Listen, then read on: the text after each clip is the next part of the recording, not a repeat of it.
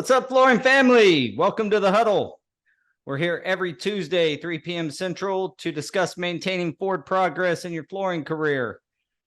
With me, as always, Mr. Daniel and Jose Gonzalez of Preferred Flooring out of Grand Rapids, Michigan. Today, we got a less serious topic, but very serious in practice. Depending on how you're looking at it. Yeah, and I'm sure all of us installers have some of these, but it's flooring failures and horror stories. So, let's honor the old Halloween and get scared by remembering some, I've got a few catastrophes to share. So if you've been in this business for any length of time, you probably have some too. So if you're watching us live on Facebook or one of the channels, chime in, tell us some of your stories. If you watch us on YouTube later, share them in the comments. Consider giving us a like and subscribe. It's always appreciated, and it helps us to continue doing what we do. We do this for the industry, and you guys are our fuel when you comment and let us know what you're thinking and give us some good feedback. And heck, if you don't like it, give us a thumbs down. It all matters, baby. So we need that feedback too, right? You gotta get better. Amen. All right. Well, I was considering, having a guest today, like another flooring contractor, to share their horror stories, but I don't know that they were so willing or excited as I am to share some of them. So let's get right to it, guys. What first off, when did you first started? What year did you guys first start installing flooring? 98. 98 for me. Well, I started right after you did in that summer. So I started in 95. We're about the same era here. So, yep. And how long before you had your first holy beep moment? 98. It was 90 because I started in January of 98, and I believe it was like you had plenty of time left in the year to. Yeah, I did, and it was a long time. But you want to get started with that one? I'll get started. I thought we'd come out the gate with our first. All right, so we were doing it was like a multi-purpose room at a church, I believe, right? And it was all what I was told was sheet vinyl, right? All right. So we started installing it, and I'm just, I was just a helper at that point, and we got everything done. We got everything welded. It looked pretty good. And we knocked it out in about 4 or 5 days. Then a couple of days later, got a phone call saying that it was failing and couldn't figure out why. So they went there and took a look at it, and I went there with them, and I remember them cutting it open at a seam and just being able to lift it right up off the floor. And it was waves everywhere. I was like, what could be happening? And the argument was, we did it exactly like we do it every other time. I'm just doing what I was asked, what I was told. Come to find out, it was linoleum, not sheet vinyl. So we did it exactly like we do sheet vinyl every time. And I tell you what, everything about it was wrong. The notches, the open time, flash time. Definitely didn't wet set it. Oh no, did not wet set it. Your linoleum. Well, go ahead and tell them the difference. Just for the tile guys or the carpet guys out there, tell them the difference between the two, because there's a pretty significant difference here. And right. So linoleum is going to have a jute backing on it, and it's kind of that jute needs something to grab, right? So you got to wet set it. With a vinyl, you're letting the adhesive, depending on what type of vinyl, right? But if you're talking about homogeneous vinyl, it's vinyl all the way through. So if you wet set it, that adhesive is never going to set up depending on what's underneath it. So it just depends on what you're working with, but you need larger trowel size on linoleum. You go in wet. Roll it. Yeah. I can imagine you use a 3/32 or something notch trowel on it. Yeah, we used everything about it was wrong. And so what'd you do? We ended up having to cut it apart at every seam and we were actually able to roll it back out of the adhesive in place, scrape all the adhesive off, start from scratch, roll it back into the adhesive the right way. And I do remember there being a couple double welds on the seams. I mean, it definitely wasn't my proudest moment, right? But I wasn't in control of that one either. But that is what made me start reading everything, is knowing that my name was associated with that, knowing that. How many yards or square foot yards were we talking here? Well, this was because this was one of the summers where I was actually working. So I was there. I don't think I was there for the first part, but I think I was there for the second part. Yeah. If you can imagine like a elementary size gymnasium, a multi-purpose room, that's about the size I it think was. it might have been one of the band rooms or something like that. Yeah, Several hundred yards. Yeah, it was not small. It was not small by any means. I'll tell you All what, right. though, it did So go pretty quick the you- second time. You had such poor bond that you were able to roll it back and scrape up the glue and reinstall it, and it looked good afterwards. Correct. And Aside of a few saddle seams here and there. yeah, you know, I don't remember every step along the way. I do remember it didn't look like a brand new install the second time around. It didn't look like a brand new install the first time around. But lesson learned, learn to read the adhesive, learn to read the instructions that come with the rolls. Just save yourself the hassle. Oh man. I mean, I have a lot more than just that one, but that was like The first one. Well, I figured we'd start with the first one. I mean, Yeah. you know, it's out of the gate, and I think most of this is going to speak very well to what we preach on this channel, which is get trained, you know, proper education and with the proper amount of experience so that you can actually absorb the stuff. So I started out in carpet in 95. About 6 months later, I was put in charge of a job. It was a high school. At the time, it was the largest high school in Kansas. 11,000 yards of carpet, mainly in classrooms. And it was a J&J piece, I remember, and it was a double cut. And I met with the tech rep, and they brought this little brand new cutter. It was a glass looking cutter. We have tons of them now, but it was brand new back at the time, and it was a double cutter. So I went through and learned how to use that. I was blowing through this job. Literally, we were laying 500-600 yards a day, me and two guys, just killing it. I thought, I'm an installer, dude. I got this all figured out. I am an installer. And at the end of that thing, the job turned out well, other than it had a little bit of a fading issue in the carpet that the school ended up accepting. But at the end of the day, I really felt like I was I thought I was the man. I had installed all that carpet. I'd only been doing it 6 months. I thought, yeah. So I get put on I will not mention the client because they are a client of mine now, as my own company at Stewart and Associates. But I went to do a very large gathering room, like a big conference room at a manufacturer's place. I thought you double cut everything, baby. I thought that's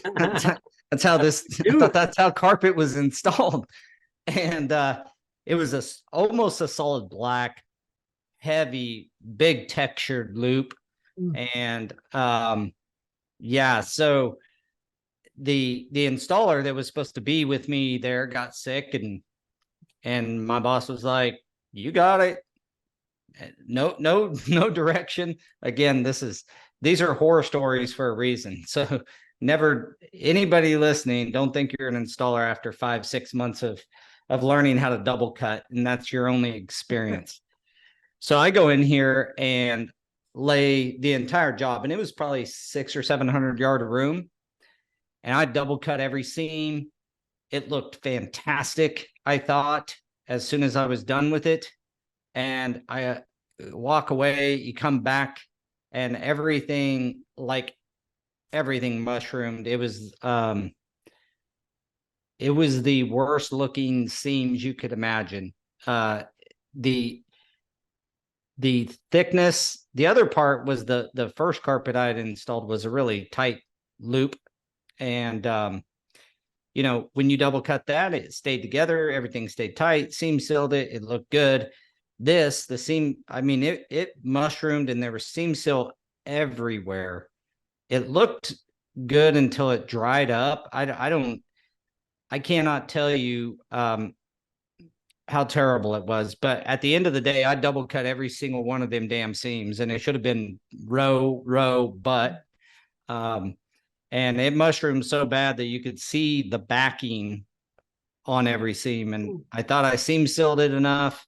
I had no idea.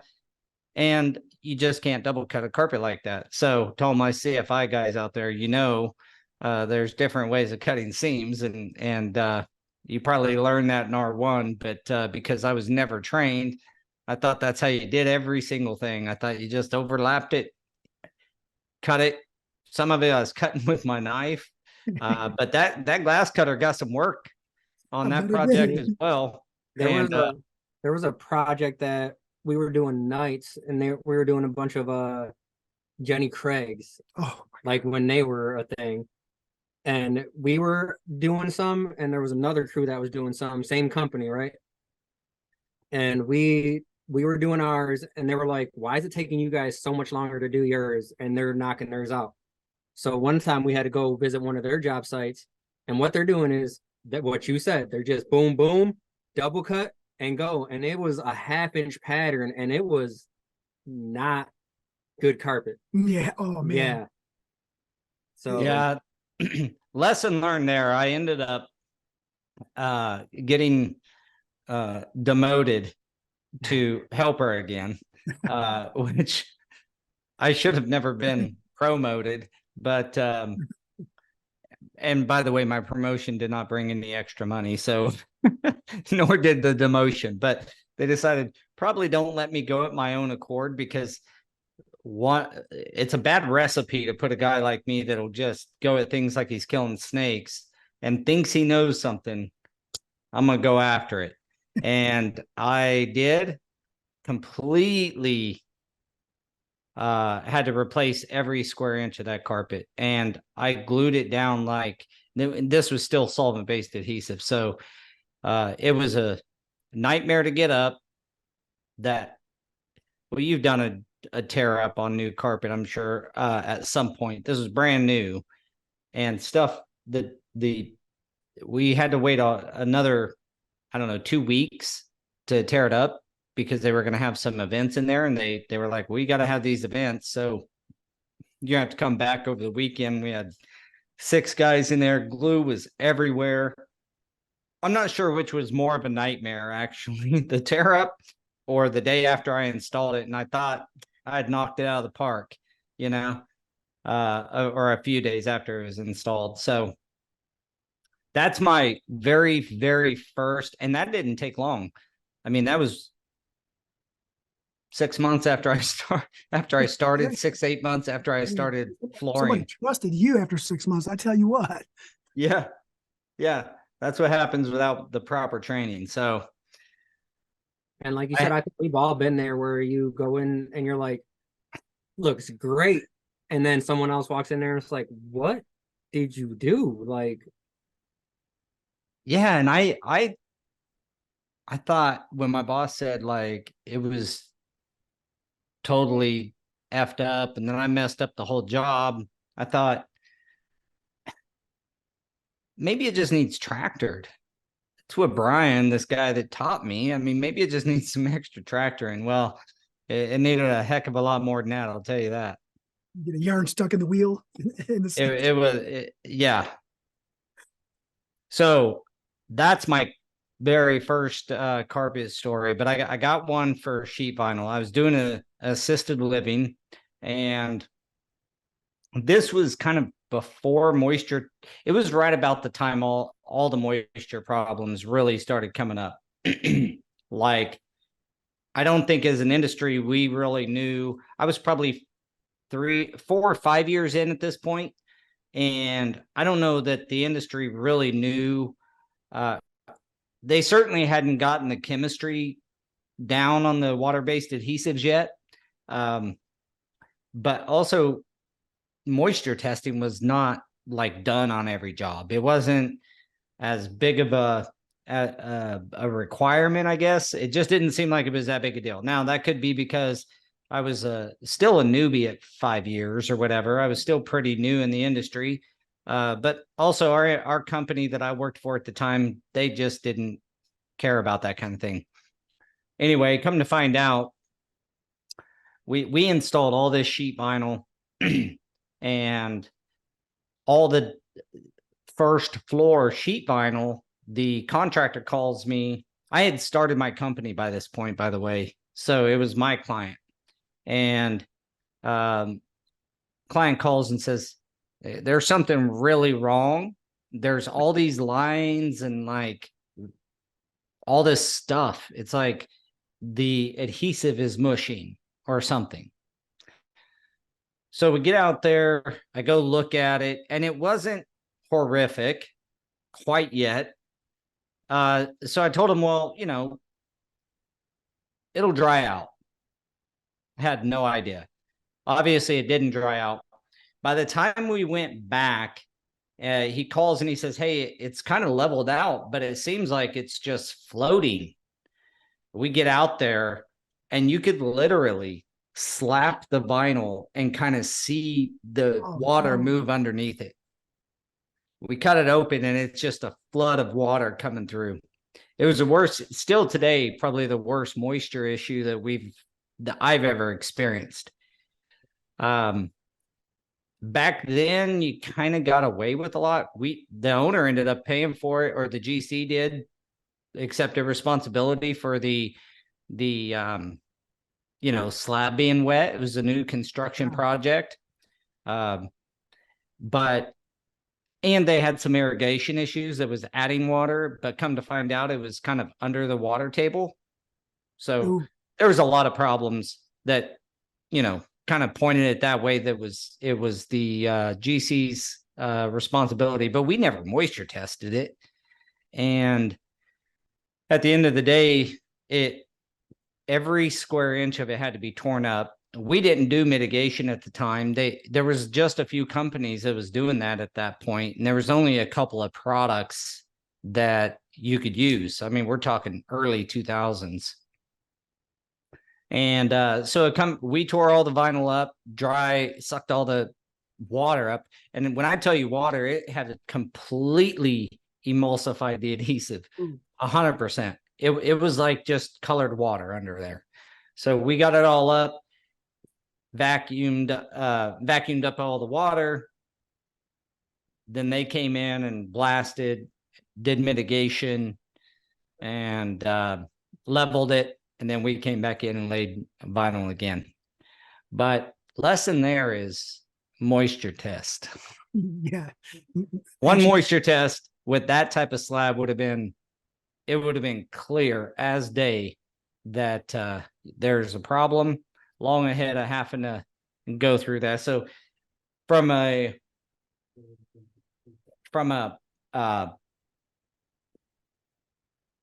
expense standpoint, that's probably one of the highest. I have some others, but that's probably one of the highest. And I have a more recent one that I'll share in a moment, but I don't want to steal all the fun.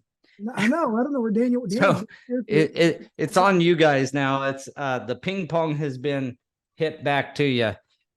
I got it for you, and it's similar. You reminded me of it actually. Is we were working out at a hospital out in Carson City doing a basement, and it had a bunch of borders and patterns that that swooped and swished down the corridor. Dude, it looked pristine. It took a lot of layout, a lot of artistry, a lot of hard work and concentration, making templates so that way I can duplicate patterns. And then, a week later, get a phone call. This is after we're done. Get a phone call. It's like, there's some weird things that are on the vinyl. We don't know how to get them off. It looks like somebody was writing on the vinyl. How do you get stains off? So we go there, take a look at it, and look down, and sure enough, it's we wrote the drop lengths on the back of the vinyl, right? So because of plasticizer migration, everything went through. So it was all backwards numbers and writing, and it was red and it was black. Not only that, is there was no moisture test done. This was an old slab, old building. So we had high moisture content, hydrostatic pressure on top of that. So the first thing they noticed was our marker. The second thing they noticed when we started pulling it back was the high moisture, and then the pressure. And then the GC actually took accountability for that one as well. We did not do a moisture test. We did not do this. We did not do that. They never. So when that job, when it rained, the vinyl would swell up. Yes, yep. And then once the rain stopped and then it dried out, it would lay back flat like nothing had ever happened. And that was when we came to the conclusion, and as far as having the knowledge that I have now, I didn't have it back then, but I remember talking to the GC and just asking a series of questions, and that did come out. And I was like, and I go look outside, and I'm like, yeah, we're actually running downhill. And so what? I said, man, I know that we wrote out a marker, but I don't think it's my fault that this is failing like that. So that was a quick note on that for all you sheet vinyl guys that maybe not know. You probably do, but marker or things like that, you put it on the don't put it on the back of your vinyl for sure, but don't mark your concrete with Sharpie. Yeah. Make sure you're looking for marker for any resilient is our new rule. Yeah, if we only thing in our pouches and on our person is a pencil. Whatever we're doing resilient, there's no if, ands, buts. I don't even like to use the colored pencils like Home Depot, because I just don't want to risk it. Right? Like, yeah, just don't want to risk it. And another thing that I had no idea. Another thing that brings up is I remember a job that had this purple blotchiness underneath the vinyl in every room. We did a bunch of patient rooms, and under the cabinet, it was a ADA cabinet. So underneath there, in every single room, there was some level of like this blotchy kind of stain. And I was like, I don't know what's going on. You guys had to drop something on it. What it ended up being is the plumber's purple primer had dripped down on every one of them rooms where I guess he was just right there doing it, gets on the concrete. We had no idea that would go through the patch, through the top, through the vinyl, and just not, it was like it was a picture taken. That's how clear it ended up being once that stain worked all the way through. Yeah, and we're finding that a lot with cutback adhesive, right? Because they're like, we'll just go in there and throw some patch on, throw the vinyl, and in one of the hospitals that we've been doing work in, it's all bleeding up, and it's puddles, right, where it's super thick, and that'd be the first areas that come, and then it's like looks like pools everywhere. And on during COVID, we were doing a brand new hospital, and they were self-leveled everything, and then they were going in and doing some ceiling work, setting stuff up for like the MRI machines and stuff that were going in, and they did their layout on the ground in marker,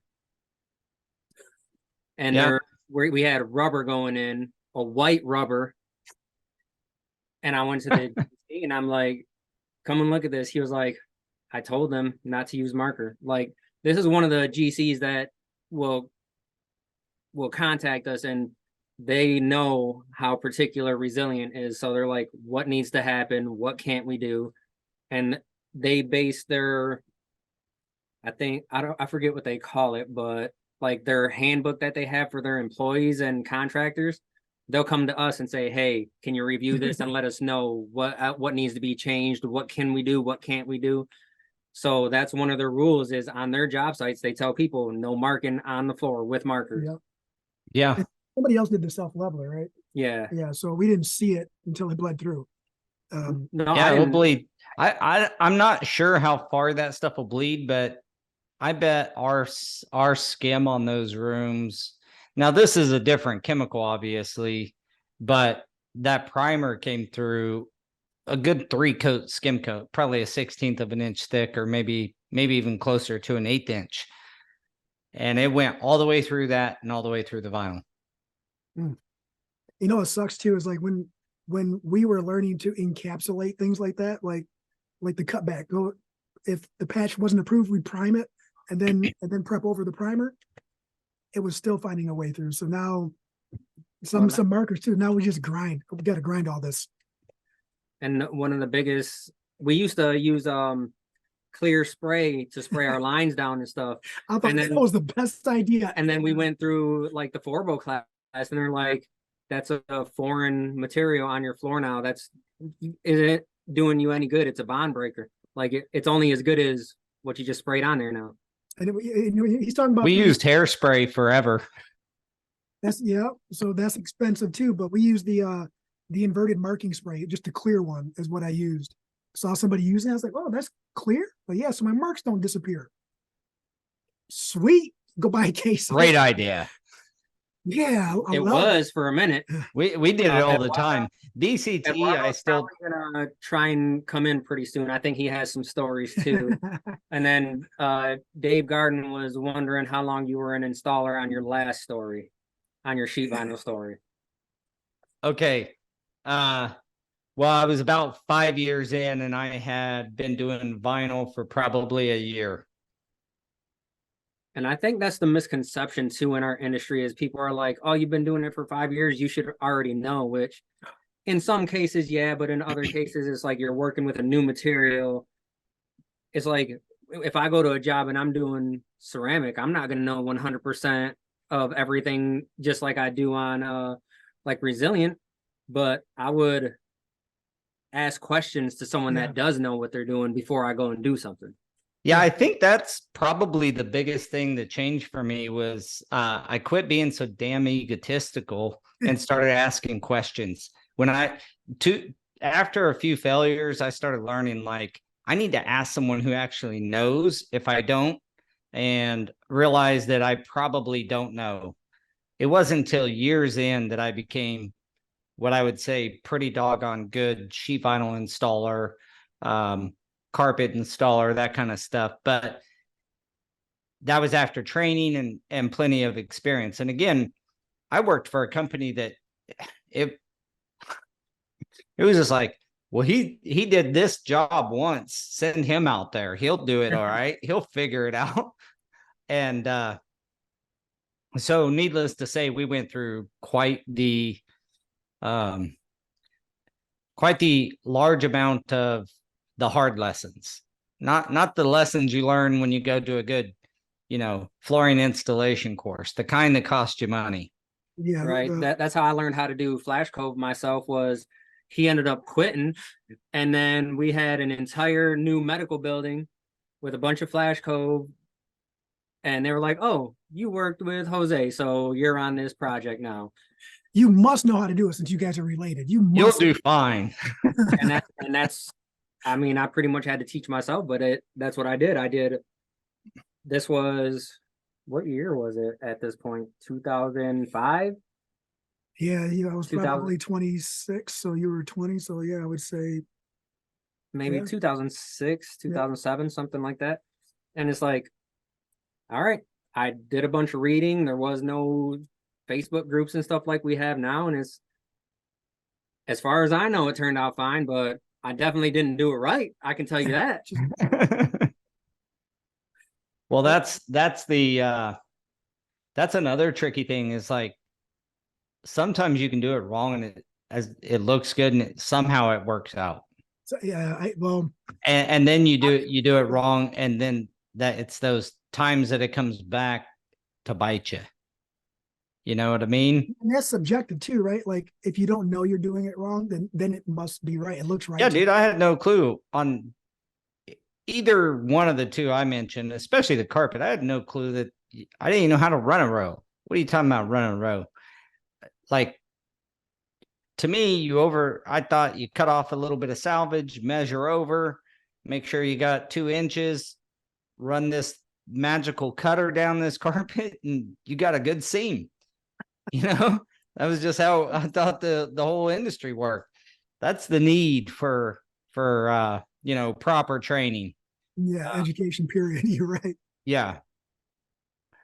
So I got one more, and this isn't necessarily just a install error, but maybe a little lesson on what not to do on the back side of it. So we did a multi-level apartment building, basically, and it was it had a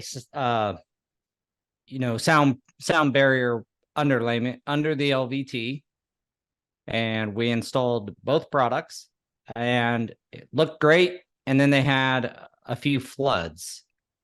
The windows leaked, and so obviously, like, most of the floor just came up. It just problem. They filed, whatever. The GC told us to find replace the bad stuff. So we went in, tore up, and I was not installing at the time. By this time, we had other installers, but the manager on the job told our installers, just take up what's bad, what's floating, or what's not stuck, and then pull it up and replace it. Replace that, and then a few weeks later, more of it comes up. A few weeks later, more of it comes up. A few weeks later, more of it. A few weeks later, the stuff we replaced was coming up. The lesson here is the moisture had gotten into the building, into nooks and crannies, and I'm talking a flood. I'm talking real bad rain event that, was major water event. Stop, make your GC, identify the problem, and direct you on what to replace, and make sure that's in writing. That's been that was a major problem. It's been nothing but a headache. It took forever to get anywhere on resolution. And although that's not my install error, it wasn't really an install error, except for a error in judgment. And replacing, just going in, taking, and we left this is probably a problem, but left the underlayment that had gotten wet and installed right back over it. So there was, now that was by direction of the GC as well. But my point here is you have to stop and make them tell you exactly what to do, and then what to replace, or what needs fixed. And then you can follow that up with, your plan of action in writing. Better yet, tell them to do all the demo, and you come back, moisture test, and provide moisture testing results, and then, if ready, install. But that was probably the most expensive problem that we've ever had. And it was an error in judgment. Like, we should not have been, we're not building envelope experts. My manager at the time was a ex-tie salesman, that I turned into a flooring guy. Like, you can't expect, even if he was a professional flooring installer, he's not a building envelope expert. He doesn't know the migration of water through an entire building. We can understand a little bit of it as it works through a slab, but not a multi-level concrete building. Right. And I think that's like what you're talking about, when you don't know compared to when it happens when you do know. It's kind of different, right? Because you're like, hey, I'm gonna go over here and just do whatever I think needs to be done. When you do know what's going on, that's when there was another hospital project. The main pipe for the water feed had a solder that failed, and we already installed some of it. We already installed the hallway, and we were going into the rooms. We had a blotter layer. The concrete had barrier one in it, so it's not going to go into the concrete, right? But that blotter layer, and it's like there was probably 50 people pushing brooms of water to whatever drains we could find in the showers and stuff like that. And there was so much water in there, the GC pretty much came up to me and he says, what do we have to do from here? I think that's kind of the level that you're looking for, right? Let me make some phone calls. Let me see what this prep manufacturer says. Let me see what the flooring manufacturer says, and then we'll go from there. And it's like, that's what I did. I made the calls. They said, this is what you have to do. I made them put a dehumidifier in every single room, and I think they had 3 in the hallway. The hallway was probably only like 50 foot long. So, I mean, and it was running for a week before I stepped foot back in there. And then you have to start doing some destructive tests. I'm like, I got to start pulling up tiles and seeing what we're dealing with underneath. And luckily, everything that, I told them to do, they did. And everything actually turned out really good. Hey, did. How much water was everywhere. It survived. Wow. It was Nora, so it's a wet set adhesive. And when you go through the class, they'll basically tell you, you install it right, do whatever you want with water, it's going to be fine, right? And that's exactly it. Like, I was struggling pulling up the pieces that were flooded still. So, I think wow. or we have a preferred flooring TikTok video of water just pouring into one of the job sites. Yes, and they told me yes, post it anywhere, but it was already up, and people were liking it, so I had to leave it up. I did, like, any logos that were anywhere are not visible.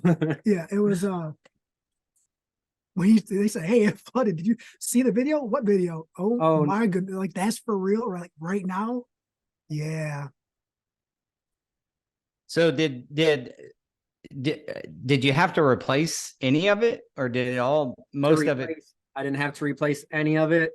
The entire blotter layer dried out with the dehumidifiers, and we were good to go.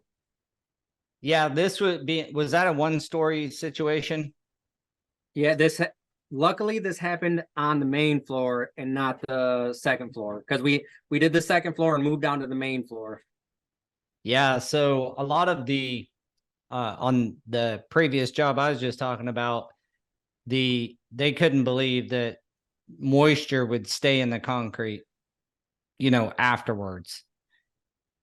Levels, right, several floors above I was like, yeah, moisture will actually travel up columns and stuff, guys. I mean, we've tested concrete slabs, elevated concrete slabs, and at the column lines, you can get a spike in moisture. We've seen it plenty of times. So yeah, anyway, good old moisture stories.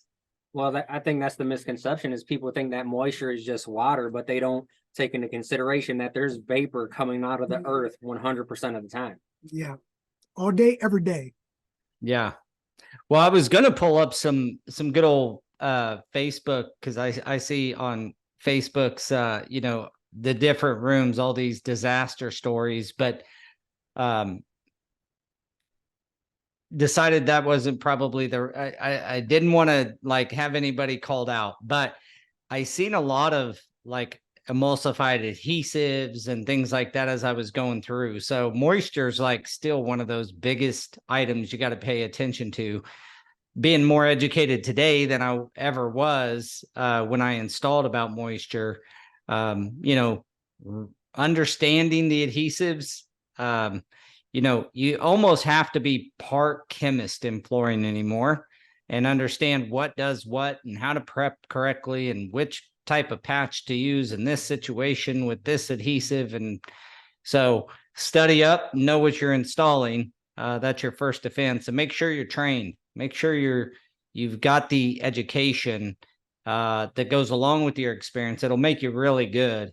I I sure would wish say, I would have. I would say don't be afraid to ask your reps, your tech reps, for a little bit of adhesive, some prep material, so you can test it out yourself. Because you might not like it.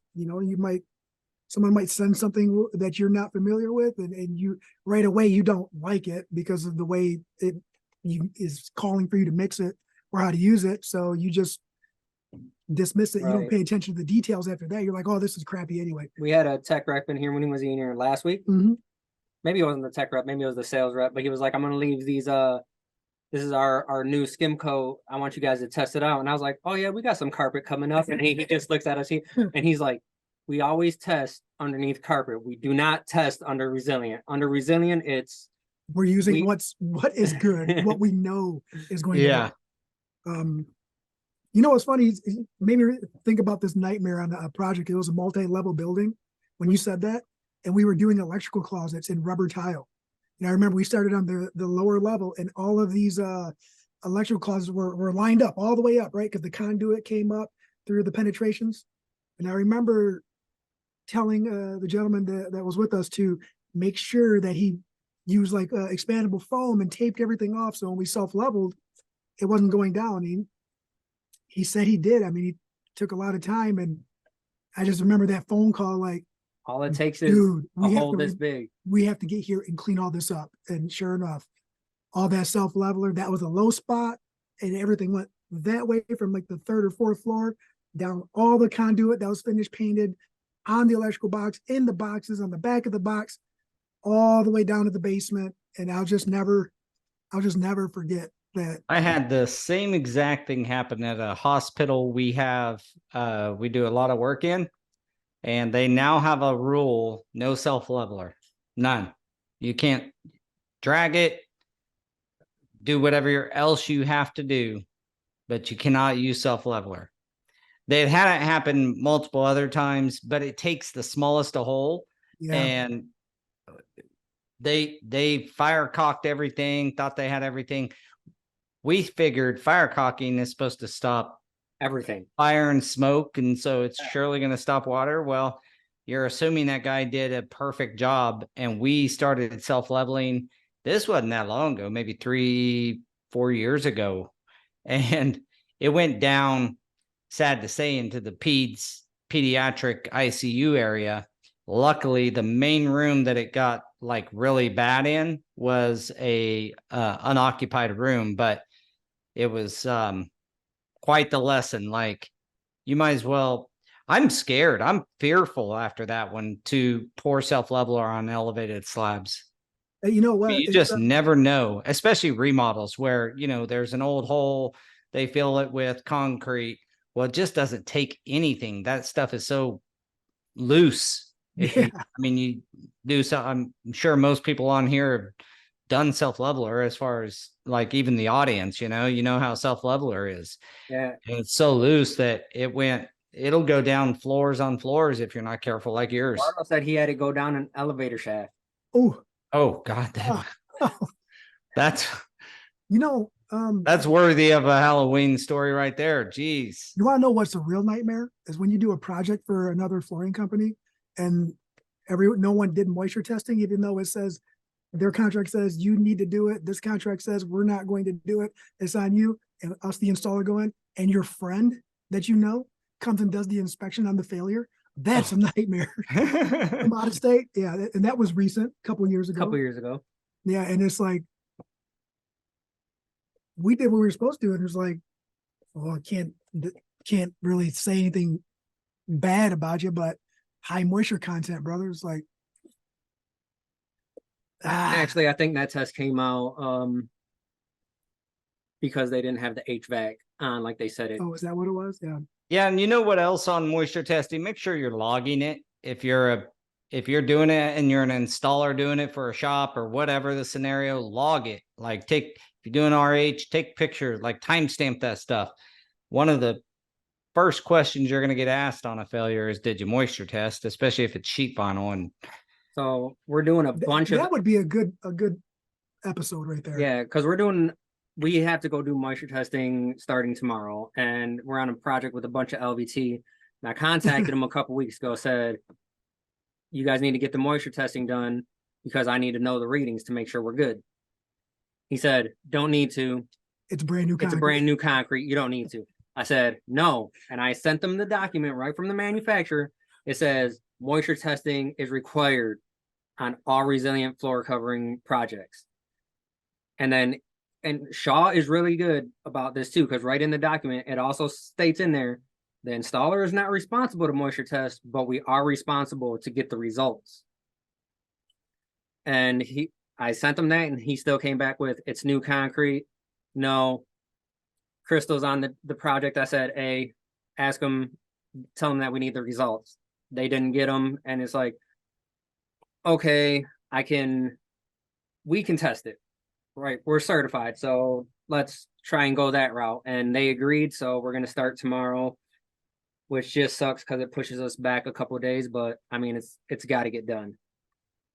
Well, good on you for making sure it happens, because there's nothing worse than getting asked for your results in a moisture problem. Well, that's where and you don't have them, or Dave could. Garden says that we learn from our own mistakes, and there's been a time or two where Shaw did it right in there, where Shaw says we're not responsible for the test, but we're responsible to get the results. And you learn from, oh, I didn't ask you for results, and now it's failing, so my bad.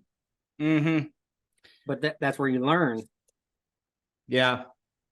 Well, I could keep going but I don't want to, just talk about the bad stuff. What I do want to talk about is the lessons of all this, is understanding that ask questions is the biggest lesson I learned early on. If you're installing, we've got a guy that's been installing maybe for 2 to 3 years, and he's one of those naturals that kind of picked it up really well in the ceramic tile world, and he's wanting to go out and be a sub. He's only been doing it for like 2 or 3 years, 2 years. So you just don't know what you don't know. So I encourage every younger in the industry kind of guy ask the questions, understand your limitations, understand you probably haven't been taught everything at 2 years, and you have scenarios you're going to run up against. So if you're going to go out there, you better be willing to, swallow the ego and ask questions, because that was my problem. And it cost me a lot of pain. I mean, I messed some stuff up when I first started installing. So obviously we preach it all the time on this channel about getting properly trained on the flooring products and making sure that you have enough experience to even get trained. There's plenty of times when, an advanced training is not appropriate because you just don't know what you don't know. I use Schluter's, their 2-day shower workshop. It's not hard. Have you guys been to that? No. Have you ever? Okay, so it's not hard or anything, but the thing is if you haven't learned regular, like, installation of ceramic tile thin set, the most basic, if you have not learned that, you have no right doing a shower anyway, and so that training in particular is to me somebody who's been doing it a while. The key that the point that I'm trying to make is ask questions, make sure you're seeking out training and you're seeking out the opportunities to get better. Lean on people in the industry that have learned the lessons maybe the hard way, and listen, and that'll help a lot.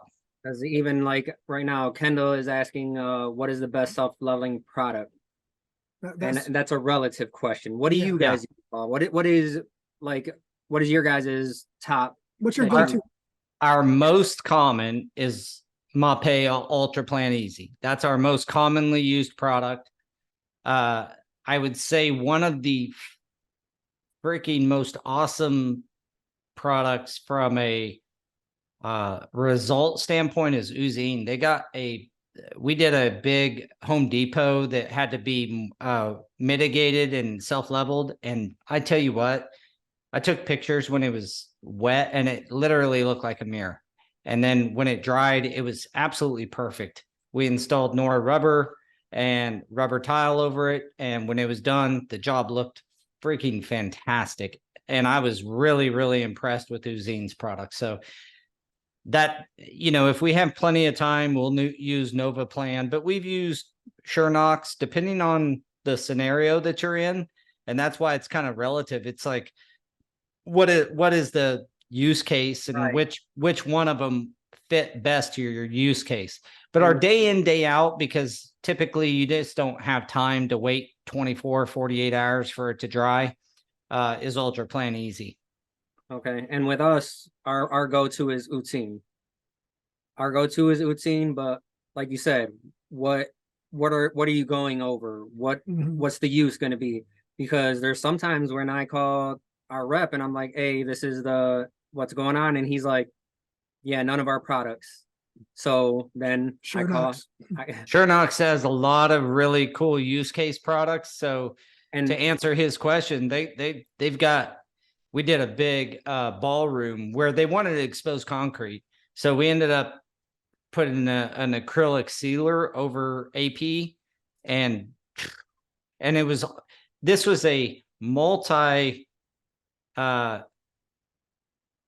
product substrate. So some of it was like a lightweight concrete, some of it was just old 50-year concrete, some of it was just poured 6 months ago, some of it was like, it was a hodgepodge it was like a quilt of a substrate. Nobody else wanted to touch it from a adherence standpoint, even. Not just that, you know, you may have crack lines come through or any of that. You know, that is a possibility no matter what product you use if there's movement. This was just like, there was no other product to go over it. And Shernox, that AP was with, I forget what primer we used, SHP maybe? Yeah. And dude, I was in there we did this probably 4 years ago. I was in there a few months back and it still looks great. Kevin's on. What's up, Kevin? The product itself, like I remember like Daniel saying, you have the certain scenarios, but whenever we're like, we don't know what to use, we do call Shernox. Hey, this is the scenario. Send me pictures, send me information. Let's see what we can figure out. But I mean, any manufacturer is going to have a good system. It's just following that system. Like we're Ardex certified. Ardex makes great products. I mean, you think about Feather Finish in general, that's the name that comes to mind, right? I mean, Ardex was a pioneer in the underlayment space. As far as I'm concerned, everyone's trying to replicate what they had. They were definitely the godfather of good floor, you know. I would say their Feather Finish was the staple of the entire industry and probably still is for the most part. Feather Finish, K15 and SDP. I mean, those were what I was introduced with. That's what I used a lot of. And so every product's going to have a good, every manufacturer has a really, you know, good product line. It's just not all of them are, you just can't use one and say, I'm going to use this for everything. So yeah, I hope that provided, between what you guys just said and all that, provided some clarity there. And speaking about like horror stories and stuff, the best thing you can do on any project is document everything. Yeah. Take pictures of everything. This was hospital project and someone else self-leveled, and like we were working upstairs, someone was self-leveling downstairs, but we were going to do the install, and I went down there and I'm looking at it and you can see it just going into these joints, right? And I thought they were cut joints, and I go to the GC and I'm like, hey, this ain't right. Oh yeah, 100%. They're only 1.5 inches deep. I said, no, those are not 1.5 inches deep. I guarantee it. So I'm taking pictures of everything. I go back the next day. and everything looks great except for at that joint, and it's still dark, and you can imagine, you put a napkin and you dip it in water and you can see the moisture, start spreading Uh-huh. through it. And that's what's happening. It's up the joint and then it's going out like 4 or 5 inches. It's like a wick. Yeah. And it's like, all right, I'm going to take more pictures.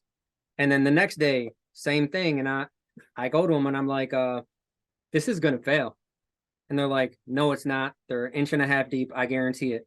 So fast forward, it took over a week to fully cure all the way through to where I was comfortable, right? And it's like, all right, we install everything, and then fast forward, I don't know, like 6-8 months later or something like that. Not almost a year. It was almost a year. And it was the first thaw from the winter. So we go back and we get a phone call and they're like, there's bubbles in the flooring. So I inspect, I take it up, and sure enough, moisture. So it kept on happening, and I'm like, guys, I told you these were not cut joints. And so they overlaid their cold pours from the different pours that they did onto where things were happening, and sure enough, every failure was at a cold joint. And I'm like I'm gonna fix it this time, but I'm not gonna fix it anymore. Like, things happen.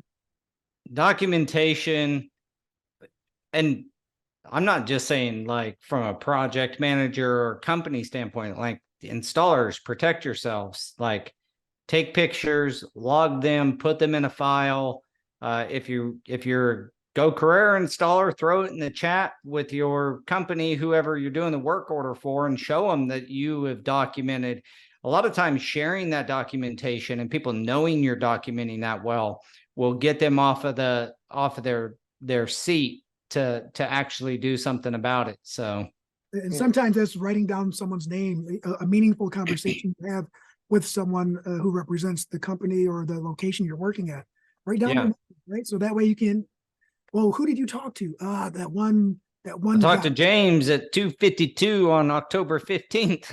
And it's not always about if something's going to fail. It's about protecting yourself with getting paid too, because I've had plenty of times where they're like, why are you charging us so much for all this prep?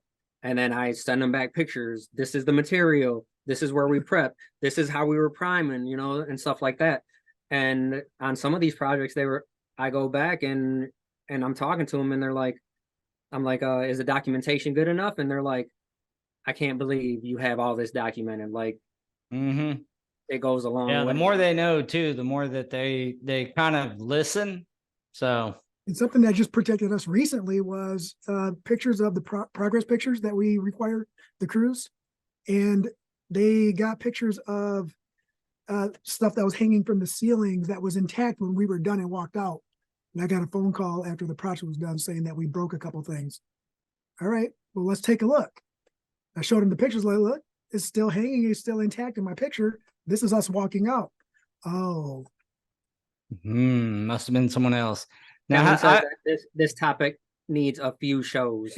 Agreed.